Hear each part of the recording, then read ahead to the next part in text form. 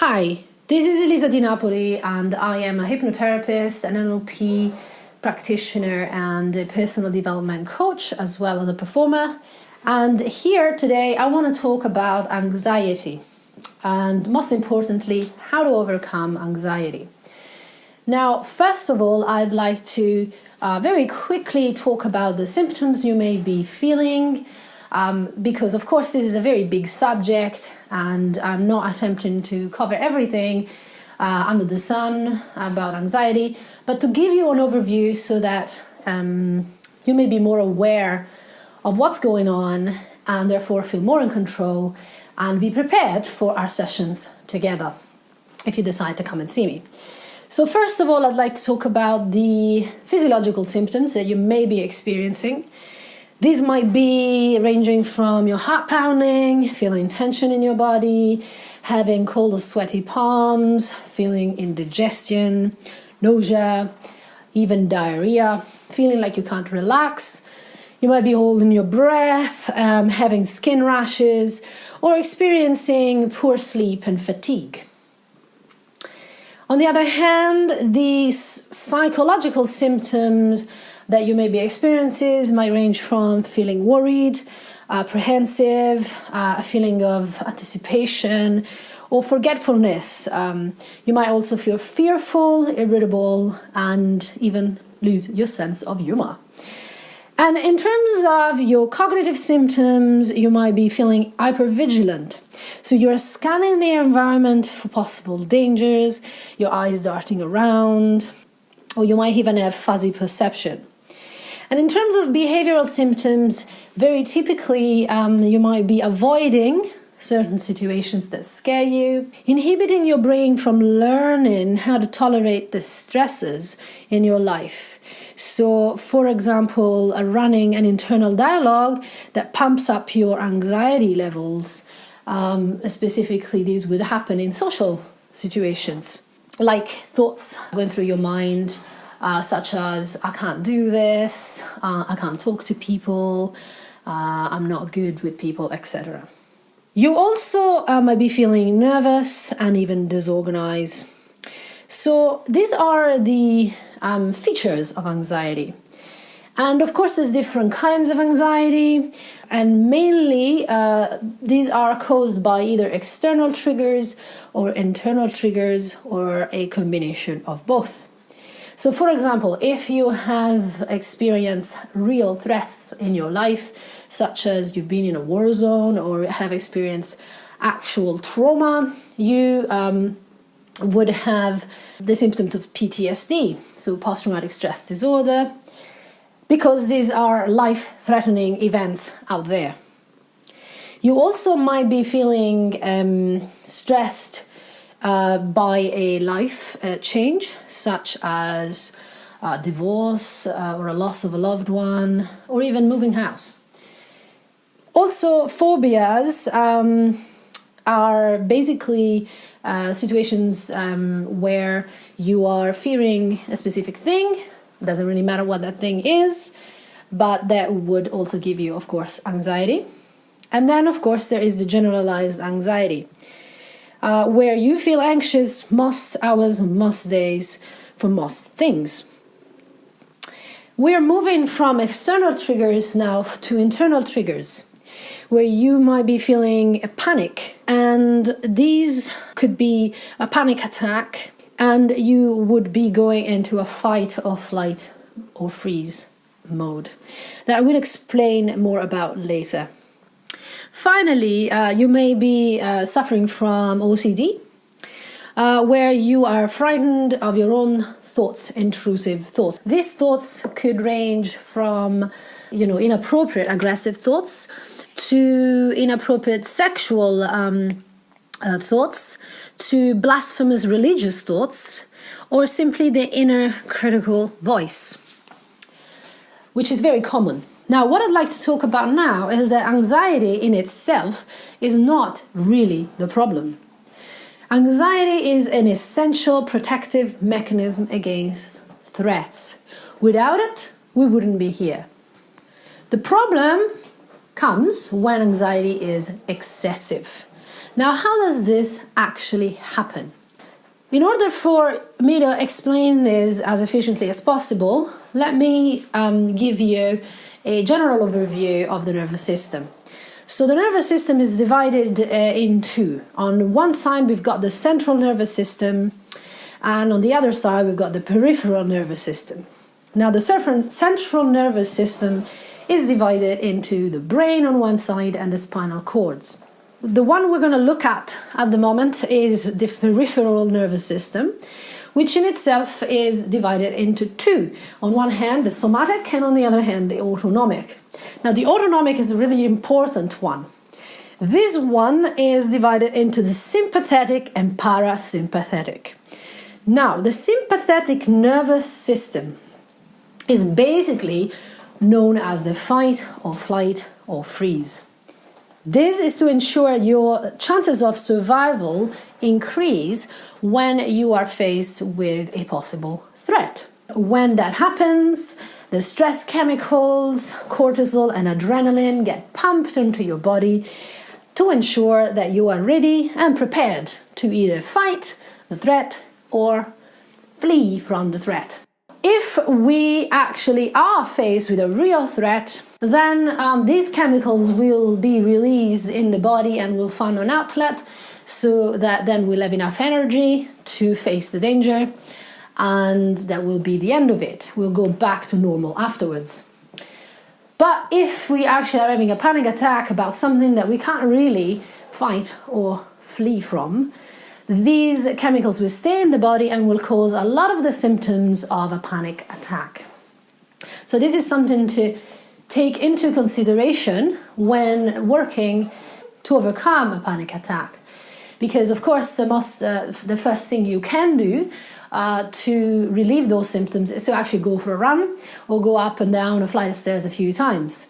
Or if you can't do that, then engage in a kind of breathing that I will be teaching you called the 7-11 breathing or diaphragmatic breathing. On the other hand, we've got the parasympathetic nervous system, also known as the rest and digest system. And this is basically reflecting the tendency of the body to maintain an internal balance and heal itself. Now, this is very important. This is what we call homeostasis. Now, why is this important? This is important because it relates to the way we learn. When we encounter a danger, a possible threat, we will encode that experience, that trigger, in our amygdala, which is the emergency center of the brain, so that in the future, if we ever encounter a situation that even vaguely reminds us of that initial trigger, the emergency center, the amygdala, can get turned on, the alarm goes off, we have a fight or flight moment. So basically there is a pattern match. There is a match between the trigger that we are experiencing now with the trigger of the past that was encoded as dangerous. So for example, if we were bitten by a snake as a child or as an adult, when we see something even remotely resembling a snake, we will panic or we will go into fight or flight mode. Now, it's important to note that this system is not geared towards accuracy, but more towards immediacy of response. So, for example, if I have been bitten by a snake as a child, and then I see a black tubing on the floor, I might go into a fight or flight mode and not take any time to figure out that perhaps that is not a snake, but just a black plastic tubing. The same example is also true for, of course, experiences involving human beings. So if I was attacked by a guy in a hood with black jeans, and then I see somebody in a hood with black jeans, I might actually panic, even though the situation now is not dangerous. So So this is how these threat experiences are encoded, either through intensity. So if I was traumatized, something that was life-threatening happened to me and the experience was intense enough, or through repetition. So if, for example, the stimulus, the trigger outside, the threat was not life-threatening, but it happened all the time. So that's how we learn. We learn through either intensity of experience, when I mean intensity, I mean emotional intensity, or through repetition and practice. To give you an example, if you have ever learned how to drive, the first time that you go and try and learn, you will be told to do a variety of actions that at the time might feel a little bit overwhelming, but as you keep on repeating these actions again and again and again, eventually they will become automatic and you will not need to actually think about what you're doing with your feet and your hands, and your autonomic nervous system will be taking care of that. Problem is that this also works with worrying and imagining threatening situations. Now, something that you really need to know is that the brain doesn't see the difference between what you imagine and what you actually do. It is the same thing. So, for example, when you go to sleep and have a dream, and you might have a bad dream, maybe someone dies in the dream, have you ever had the experience of actually waking up crying and feeling like that has really happened? Well, the applications of this are that you can learn by simply imagining, not only by experiencing. When we worry, again and again and again, we imagine the thing we do not want, the threat we are afraid of, again and again and again. What actually happens is that we will trigger the fight or flight response, the sympathetic nervous system, and those stress chemicals will be released. If you are always mobilizing your sympathetic nervous system, your body will start to produce too much stress chemicals because it's basically always in fight or flight mode. And therefore, the body will become adjusted to it. The body will start to demand the same amount of chemicals or stress chemicals, such as cortisol and adrenaline, almost like an addiction, a physical addiction. You'll become an adrenaline junkie. So the body will try and find a way for you to worry about something, even if there's nothing to worry about, even if your life isn't threatened in any way. So this is a very negative loop that feeds the anxiety, the phobias, and keep them happening. So how do we change this? Well, we need to mobilize the opposite nervous system, which is the parasympathetic. Now, the sympathetic and the parasympathetic are like a switch. You can't really have one switched on while the other is switched on as well. Either one is on or the other is on. So we need to engage in parasympathetic activities. Now, what are these activities? These are activities such as meditation, which could be mindfulness meditation, which is contemplative meditation, or concentrative meditation, such as self-hypnosis. Yoga, breathing exercises, very, very important, and I will teach you about these kind of exercises if you work with me. So any kind of relaxation technique, any kind of focused concentration activity, such as, for example, a martial art, sleep, of course, laughing, and any activity that you really enjoy, such as dance, music, but most importantly, any activity that you love to do, any passion that you have in your life. Because when you do that, you are actually repairing the executive functions of your prefrontal lobes, which were weakened and inhibited by your anxiety habits. How does that happen? Well, when you are in a fight or flight response, what's happening there is that the amygdala is sending inhibitory signals to your prefrontal cortex, which is where the executive function of your brains are, and your capacity to stop, to control your impulses and to make rational decisions, so that basically you become, in a way, more stupid, meaning you start thinking in very black and white terms. Now, if this happens all of the time, you will start developing a habit of catastrophic black and white thinking, which in itself will make it much harder for you to be rational about your anxieties. So, what we really need to do is instead repair those executive functions of the prefrontal lobe so that you stop engaging in any negative, unhelpful routine behaviors, such as, for example, OCD-driven compulsions, and instead you become more able to control your impulses and decide how to react rationally to situations.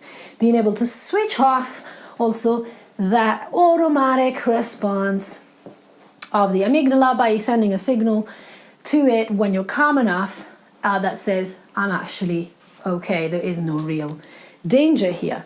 So if you think that things such as stopping and doing nothing for an hour is an indulgence, or playing the piano, or drawing, or listening to music, or dancing, or doing something you really love, well, think again. Now we know that it's scientifically proven you actually need to do these things. So you can increase the parasympathetic activities in your brain and therefore limit the fight or flight response and therefore the anxiety and all its symptoms. Now the next thing I would like to look at is the fear cycle, which is the 5 building blocks for anxiety disorders and phobias. The first one is life experience. So basically any life experience that has been either traumatic or an ongoing stressful situation. I want you to actually list that without analyzing it. Just list that, make a list of any traumas or stressful situations in your past or present that might have contributed to your anxiety. Now, these situations would have led to neurological patterns. These neurological patterns, also sometimes called cognitions, would, on the other hand, create feelings. So we begin to feel the way we think. When you think about these experiences, and you might have to close your eyes for this, what thoughts come to mind? Think about these thoughts. What are they? Write them down. Become aware of these automatic thoughts. Now, when you think about these thoughts, how do you feel?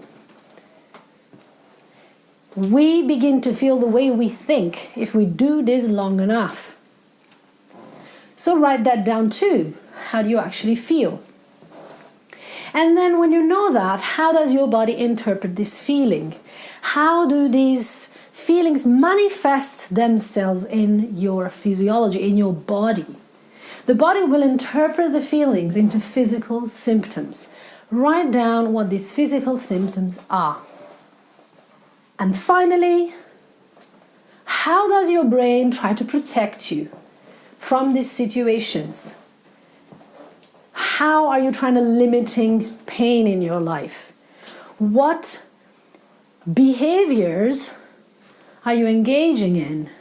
What avoidant behaviors are you engaging in?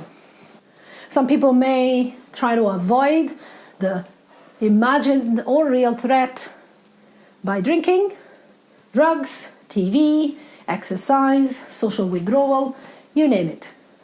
Over time, if you continue with this avoidance behavior, they will create the perfect atmosphere for another life event to happen.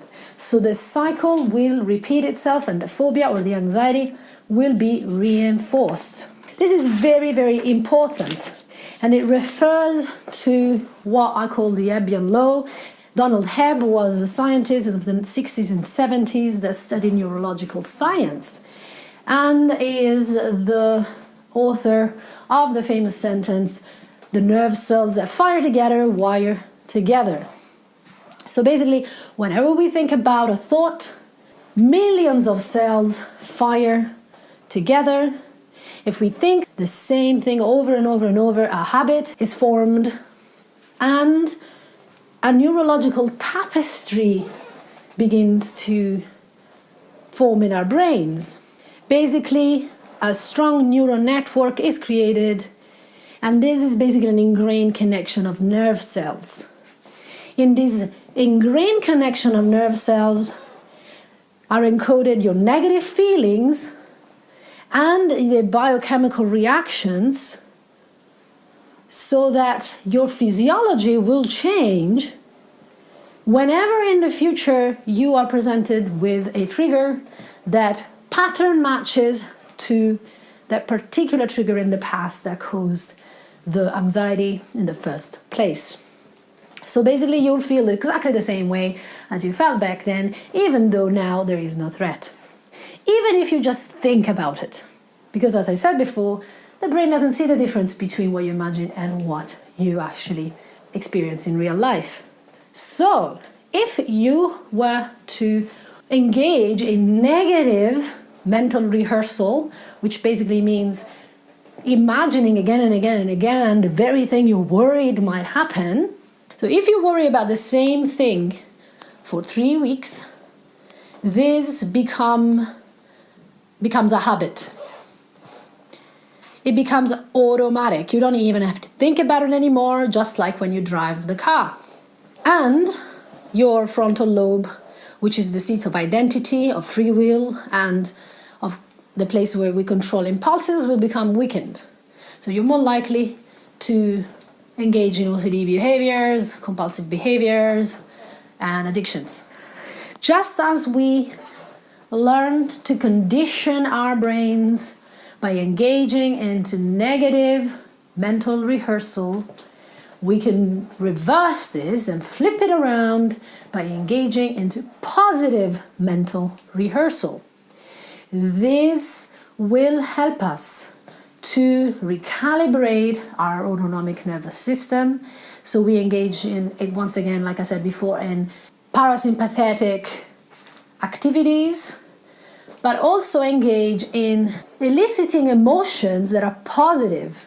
Because just as negative emotions create problems in an autonomic nervous system, positive emotions such as appreciation, kindness, gratitude, love, joy, compassion, they increase order in the autonomic nervous system, which result in improved hormonal, immune system, and cognitive functions. So we become more intelligent, so to speak. So we need to ask ourselves, what can we do to generate more of these emotions? Once again, we need to go back to doing more of the things we love. We need to increase the activity and the frequency of those things that we love, because those things will also help us feel more of that appreciation, gratitude, joy in our lives. So, what we now need to learn, and this is what we will engage in together, is a process of reversing the fear cycle. Essentially, we will learn to flip those worries, those intrusive thoughts, those obsessive, negative thinking about the threat, real or imagined, that we're afraid of, and transform the thoughts, the feelings, and the avoidant behaviors so we actually move towards what we want to be able to do rather than try to avoid it. We'll be engaging in a 4-week program that I've designed specifically for you to overcome excessive anxiety. We will be engaging in hypnotic techniques, which really are just self-directed neuroplasticity, inward focusing and relaxation exercises, as well as other behavioral exercises that you will be required to engage in during our sessions together. So if you're committed to your well-being, this is time to really take control back into your hands and believe that this is possible, because it is. I've seen it work with many clients. Anxiety does not have to be a life sentence, and neither does a phobia. So get in touch, and in the meantime, I wish you the very best.